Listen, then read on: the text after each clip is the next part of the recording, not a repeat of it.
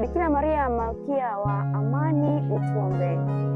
Leo kanisa linafanya kumbukumbu ya Mtakatifu Yohani wa 23 Papa.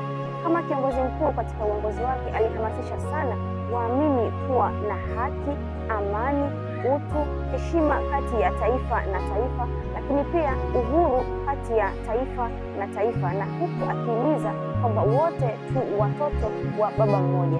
Waraka wake wa kitume wa amani ulimwenguni aliotoa mwaka 1963 unathibitisha hilo. Leo tunapomkumbuka Papa huyu, tuungane na Baba Mtakatifu Leo wa 14 pamoja na waamini wote, hasa waliokusanyika hapo mjini Roma kwa ajili ya hija kwa waamini wenye ibada kwa Mama Bikira Maria. Tuombe kwa ajili ya amani ulimwenguni. Maombezi ya Bikira Maria Malkia wa Amani na ya Mtakatifu Yohani wa 23 Papa. Mungu apokee sala zetu na kutujalia amani. Ndugu, usichoke kusali rozari. Nakumbuka Oktoba tunasali rozari. Bikira Maria Malkia wa Amani, utuombee.